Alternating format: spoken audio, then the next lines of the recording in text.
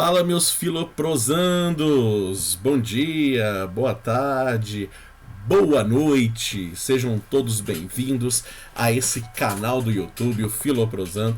Estamos aqui para conversar um pouco sobre filosofia e hoje nós vamos falar dos pitagóricos, mas para você que ainda não é inscrito, se inscreve aqui abaixo nesse botão vermelho que você está vendo logo aqui do ladinho, tá? Deixe seu like. Indique para os amigos, indique para os familiares, para aquele seu colega que está tendo dificuldade na escola com a matéria, para aquele conhecido que não entendeu muito bem ainda como funciona esses pensamentos ocidentais, para aquele curioso da filosofia. Vem para cá, vem participar dessa comunidade legal de troca de conhecimentos, é muito bacana, faça parte disso, tá? E aí, vamos dando continuidade aqui aos pré-socráticos, né? E agora vamos para a segunda escola filosófica dos pré-socráticos, que são os pitagóricos. Afinal de contas, quem foi esse Pitágoras de Samos, hein? Alguém sabe alguma coisa desse Pitágoras? Galera, tem uma curiosidade aqui muito legal, porque o Pitágoras de Samos, ninguém nunca o viu, ninguém nunca encontrou, né? Então, existia um misticismo por trás dessa escola que era muito interessante, sabe? E algumas pesquisas que são feitas hoje, artigos já publicados, né, nos levam a entender talvez que Pitágoras de Samos nunca nem sequer tenha existido.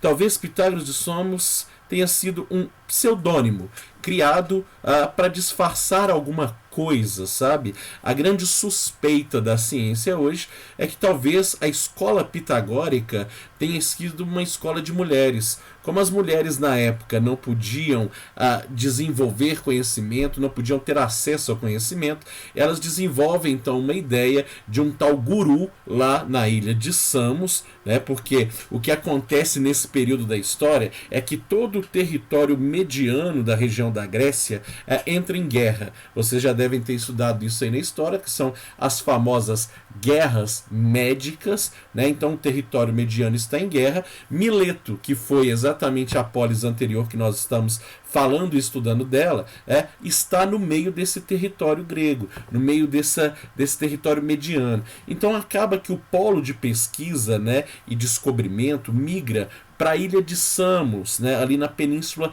Itálica, naquela botazinha, e tem-se uma ideia de que existe um tal guru, um tal curandeiro, médico de almas, que é o Pitágoras.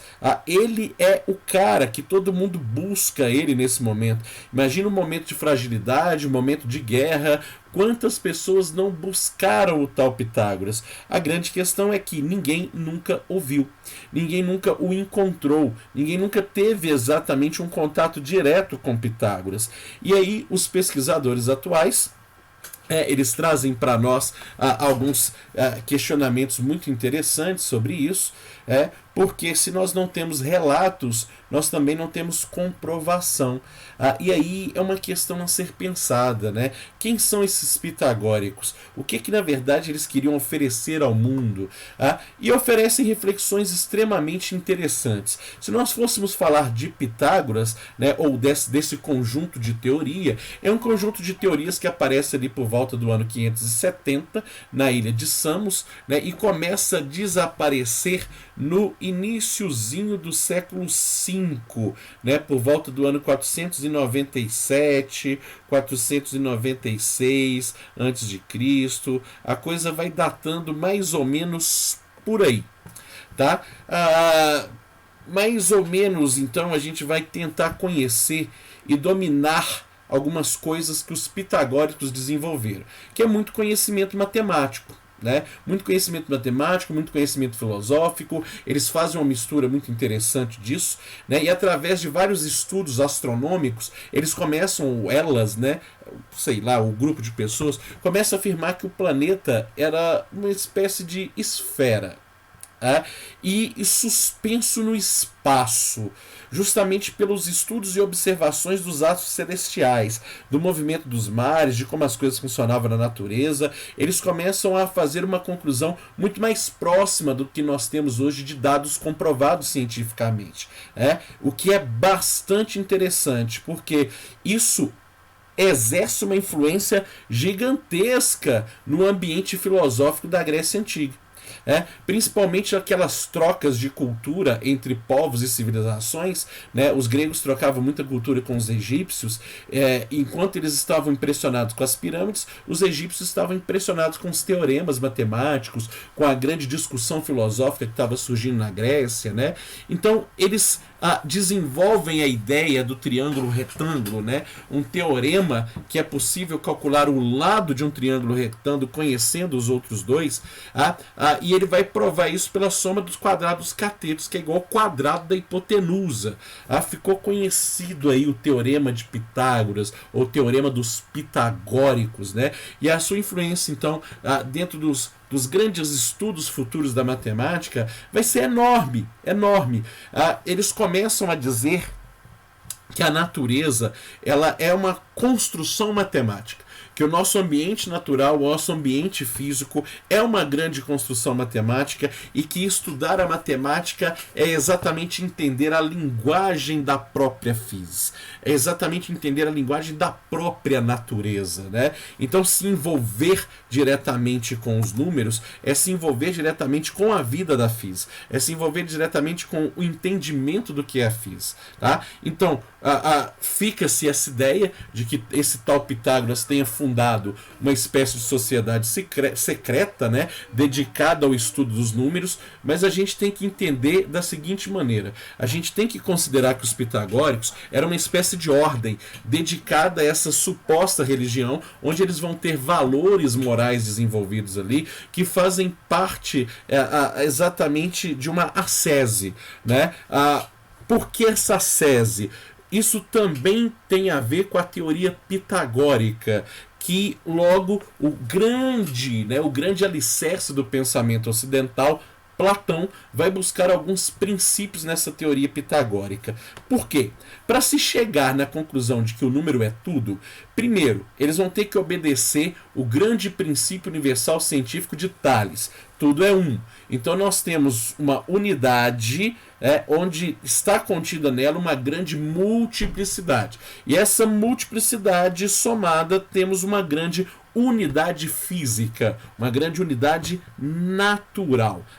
Essa unidade natural ela é uma composição geométrica matemática de toda a existência da física, da mecanicidade da natureza. Então, eles pretendem o tempo inteiro afirmar que a numerologia, toda a questão dos números na matemática é uma aparição sólida, concreta.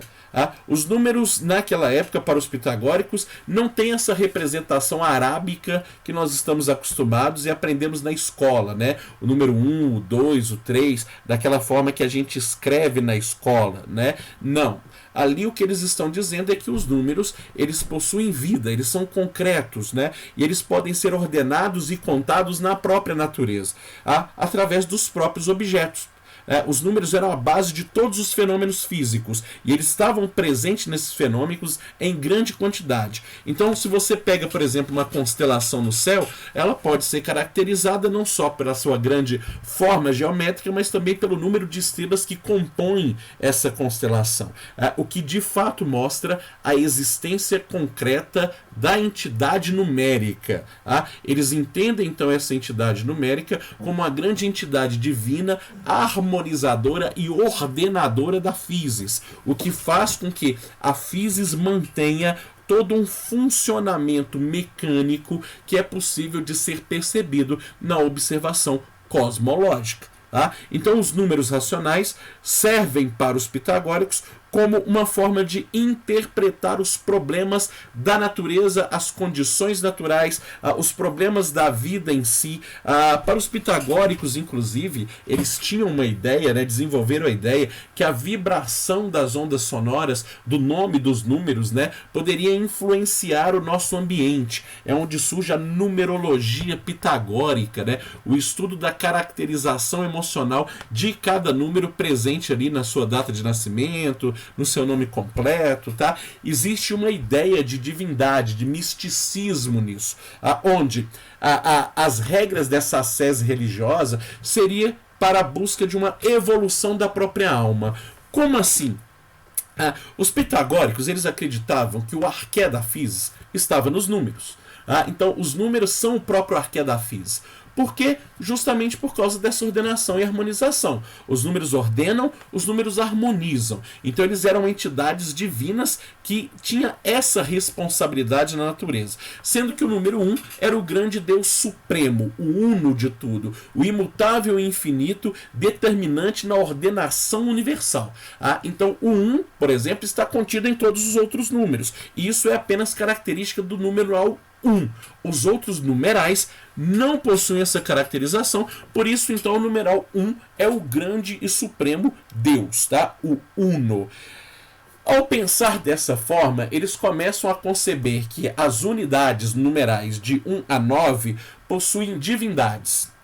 E dentro dessas divindades nós temos ali também os números primos, que seriam uma espécie de subdivindades do número 1. Ou dos números de 1 a 9, que são as principais divindades. Essas divindades, essas grandes entidades divinas, elas estão no emaranhado de relações naturais na própria physis.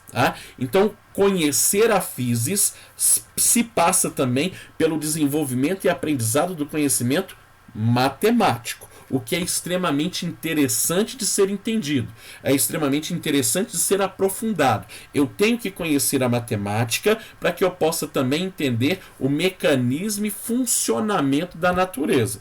Isso é mais do que interessante. Isso é perfeito em si. E aí, então, surge de dentro dos pitagóricos a ideia da formulação do termo filosofia. Philo, que é uma derivação de filia, que é um amor, né? Um amor numa relação de amizade. Então é um amor com uma espécie de fidelidade a essa relação. E aí, a gente tem que entender o que é essa fidelidade no sentido grego, porque não é a fidelidade dessa cumplicidade que existe na sociedade contemporânea brasileira, né? A nossa cultura costuma deturpar muitos conceitos, então nós vamos em busca do conceito original de fidelidade, né? Como que o grego entendia essa relação, e para o grego a relação de fidelidade é uma relação de constante busca de melhora de si mesmo. Se alguém gosta de você, esse alguém é fiel a você, ele é fiel à relação. Então aquilo que ele traz para você enquanto observação sempre será uma crítica para melhorar a sua própria vida, é uma crítica construtiva. Então você precisa ter essa relação de fidelidade ao amigo. O seu amigo é fiel a você. Então ele não vai passar a mão na sua cabeça, ele não vai ser cúmplice, né, das suas besteiras, né, daquilo que você promove enquanto complicações da sua vida. Ele nunca vai ser cúmplice, tá? Ele é alguém que te ama, e justamente por te amar de verdade, ele vai puxar a sua orelha, ele vai chamar a sua atenção, e o grego tinha isso na sua relação de fidelidade. Ele se mantinha em silêncio, um silêncio reflexivo sobre aquilo que estava trazendo de informação o amigo, porque geralmente, né, as pessoas que nos amam, ao trazerem críticas para nós, são críticas que muitas vezes nós não percebemos, não adianta, mesmo que esteja no nosso dia a dia, né, a nossa consciência é muito limitada, e aí, por isso, eles tinham esse respeito total à criticidade que o amigo trazia para eles. E aí a relação de fidelidade, tá? Essa relação de fidelidade que se tinha nas amizades, desse respeito total àquilo, àquela crítica, ao conhecimento que o outro está trazendo para mim, que me incomoda, né, me tira do lugar, não é no sentido de se ferir, tá? Você, mesmo que doa em você e que doa muito, você tem que lembrar que o amigo, quando está trazendo essa crítica, a pessoa que te ama quando está trazendo essa crítica, a intenção dela não é ferir. A intenção dela é contribuir para a sua evolução, para a sua melhora, para te tirar daquele comodismo que você se instalou nele, e que você possa amadurecer, evoluir, pensar de maneira diferente e viver uma vida muito melhor enquanto ser humano. Se você não dá esse passo, você fica estagnado. O comodismo toma conta de você e você não consegue refletir da melhor maneira. Então eles tinham esse juramento dentro deles mesmos, um juramento interno, a fidelidade à relação. Por mais que aquela crítica seja dolorosa, eu vou escutar, eu vou refletir, eu vou assumir isso que ele está colocando para mim, porque o erro é meu e provavelmente eu não esteja vendo. A gente tem muita dificuldade de assumir os nossos erros. E por isso, essa relação que eles têm na amizade, eles vão trazer também para a relação com o conhecimento, para a relação científica com a realidade, o que vai ser uma relação fiel. Porque quando você começa a construir conhecimento, o conhecimento dói. Quando o conhecimento vai destruindo o seu senso comum, vai tirando você daquele comodismo onde você se instalou na coletividade dos grupos que você participa, aquilo dói. Aquela crítica que o conhecimento traz é pesada, chega a machucar e você quer evitá-la. Não, você não tem que evitá-la, você tem que encará-la. Você tem que aceitar que você está errado. E partir para uma evolução, para um desenvolvimento de um pensamento muito mais avançado, muito mais profundo, muito mais amplo e muito mais maduro. Isso é filosofar, isso é filosofia, uma relação de intensa amizade fiel ao conhecimento, por mais que esse conhecimento seja doloroso e te tire todas as crenças que te paralisavam enquanto ser humano. A ideia é crescer, a ideia é se transformar, a ideia é evoluir. Então os pitagóricos trazem o conhecimento como uma espécie de verdadeiro amigo, daquele que vai mostrar para você o grande caminho a ser percorrido. Então o conhecimento ele não se desvincula da lógica, ele não se desvincula da matéria. Isso é objetividade pura. O conhecimento é ver a realidade como ela é, por mais dura que ela seja. E eu tenho que reconhecer que aquilo ali é a realidade que eu estou vendo. Só que isso muitas vezes nos machuca e a gente não quer ver. A gente quer ignorar, mas nós temos que ver. Porque senão a gente vive num mundo paralelo. A gente vive num conto de fada.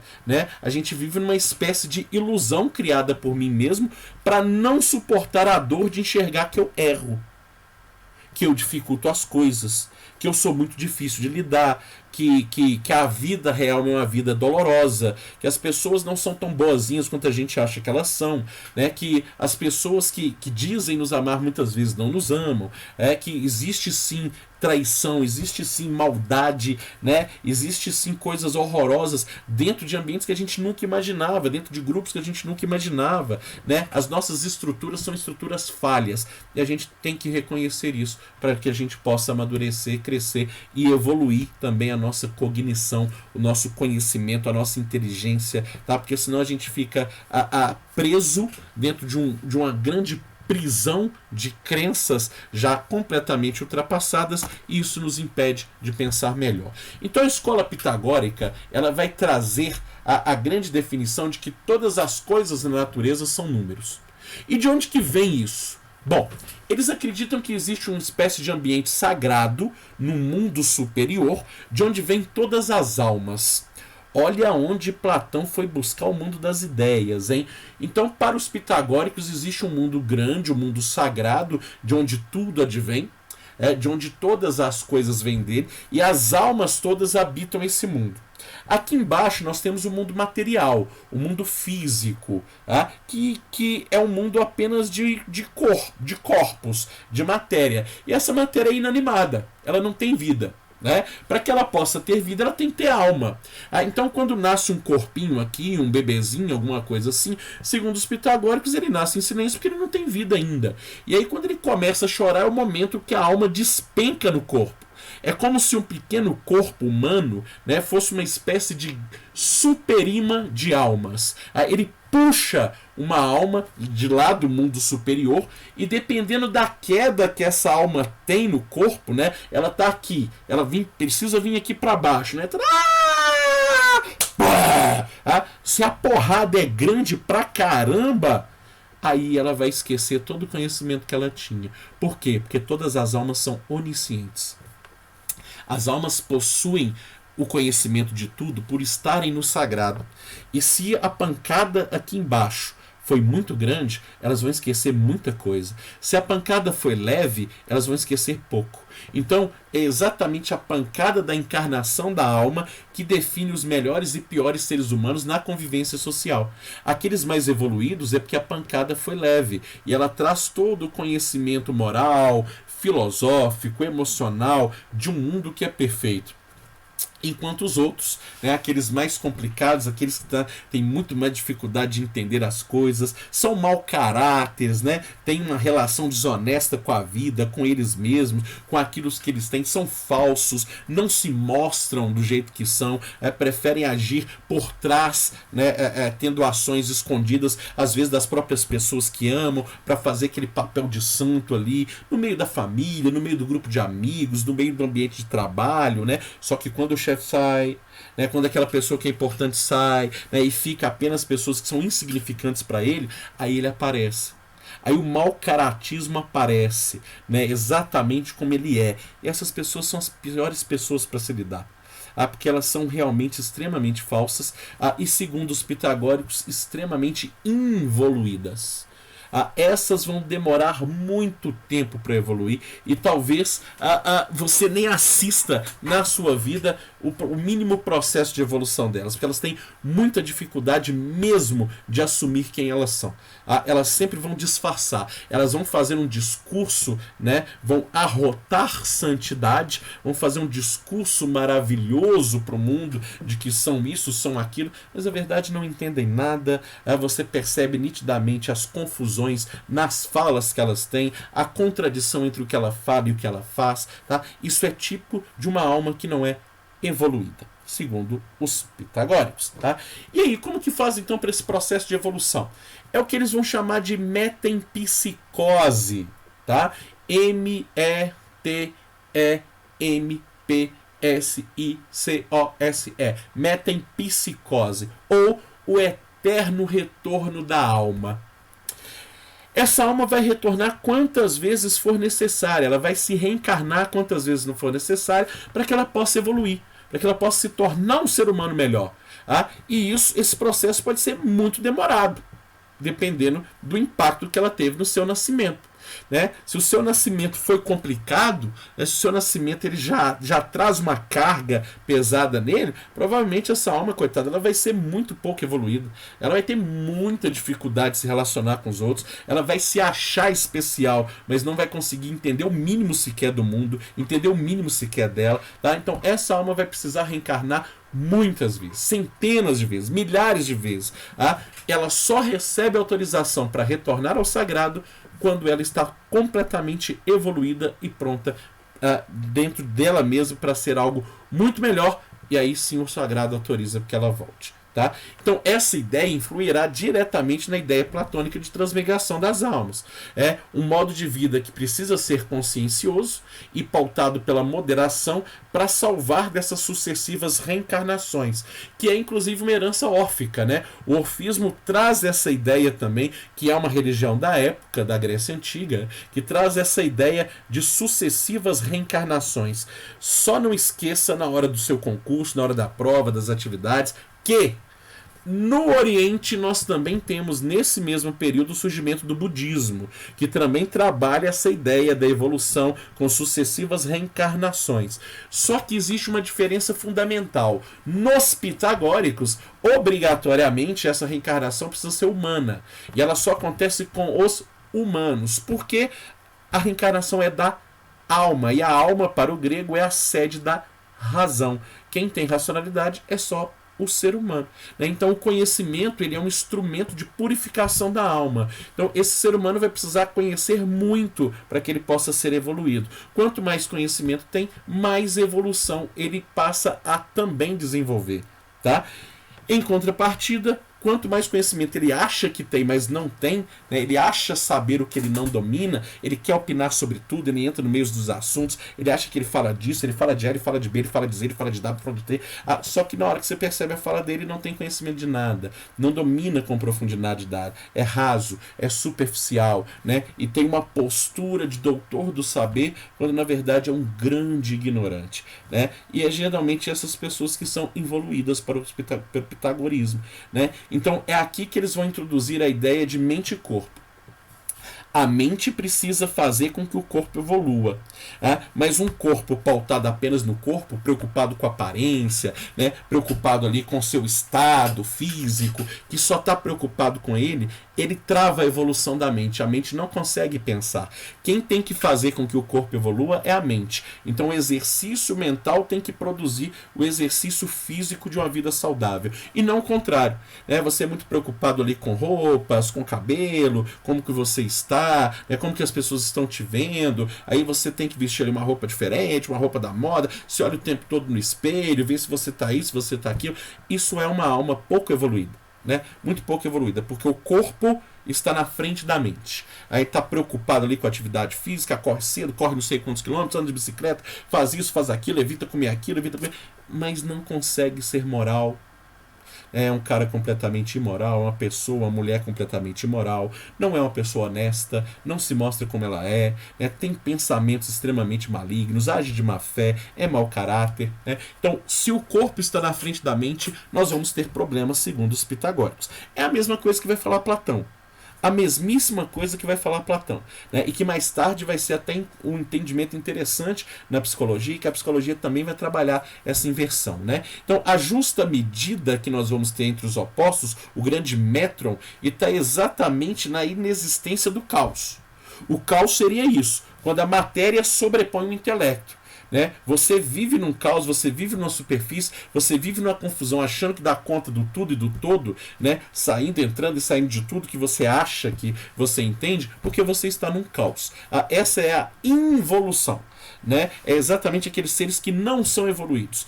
Quando a doutrina ela traz então a duração de muito tempo, a transmissão oral, né, de regras, lendas, histórias que servem para reflexão, para que essa alma possa evoluir e entender os ensinamentos de uma vida melhor. Tá? Então essa evolução vai fazer com que ela retorne ao sagrado. Então a escola pitagórica, ou também conhecida como escola itálica, ela traz a ideia do cosmo contido no microcosmo, que somos nós.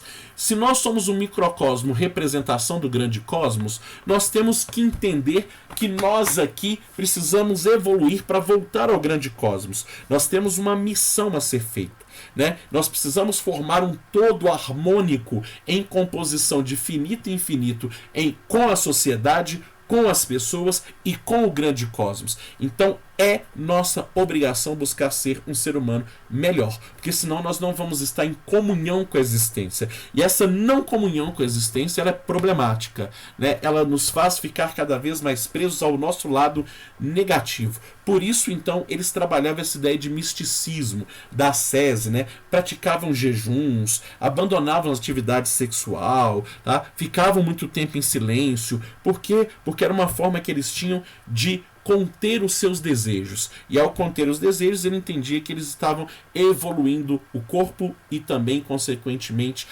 evoluindo a alma e também, consequentemente, evoluindo o corpo, né? Então, o cosmos, ele é formado por um grande fogo central, a ideia da transformação, que é a éstia, tá? E novos corpos que giram ao seu redor, né? Criando ali a antiterra, a terra, a lua, o sol, né? E os 5 planetas observáveis que vão além da esfera das estrelas fixas, o famoso sistema pirrocêntrico, né? Vocês podem entrar aí na ideia de Pirro e tentar buscar isso, que é simplesmente fantástico. Faz uma pequena pesquisa sobre isso aí, que vocês vão entender. Então, para a gente fechar a nossa conclusão aqui, os pitagóricos eles formam uma doutrina dos números. Os números são as nossas inspirações, eles nos ordenam, eles nos harmonizam, tá? E exatamente o entendimento dessa harmonização também tem que vir para mim.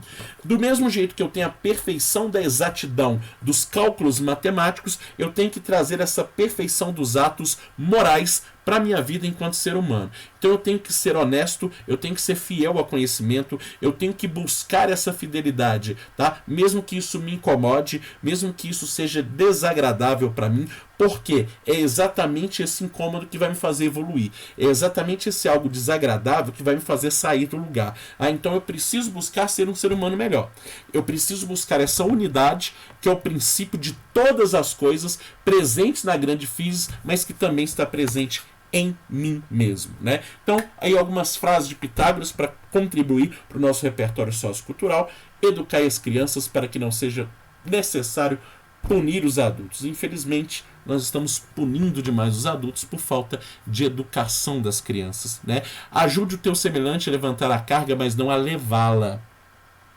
Não faça o trabalho do outro, né, gente? Por favor. Em estado de dúvida, sempre suspenda o juízo. Não acha que você é o bambambam, o fodão e que você entende de tudo. Para finalizarmos, tá aí: o que fala semeia, o que escuta recolhe. Com organização e tempo, acha-se o segredo de fazer tudo e tudo muito bem feito. Né? Escuta e será sábio. Escuta os pitagóricos, tá? O começo da sabedoria é o silêncio, mas o silêncio reflexivo. Não esse silêncio que nos cala, tá? Que faz com que a gente remoa dores. Não, pare de ficar remoendo dores. Pare com isso, tá? Observe as suas potencialidades, se silencie para a sua negatividade e dê voz à sua sabedoria. Busque ser melhor, busque ver que é preciso evoluir. E aí você vai estar no grande caminho certo, vai nos dizer Pitágoras de Samos. Mais uma vez, muito obrigado pela companhia, obrigado por estarem aqui mais uma vez comigo no canal Filoprosando. Se você ainda não se inscreveu, se inscreva logo aí embaixo, deixe seu like, indique para os grandes amigos, indique para os inimigos, para eles se tornarem pessoas melhores, né? Evoluir um pouco essa alma, né? É bom, faz parte, tá? E até a próxima, meus amigos. Vem pra cá, vem filoprosar.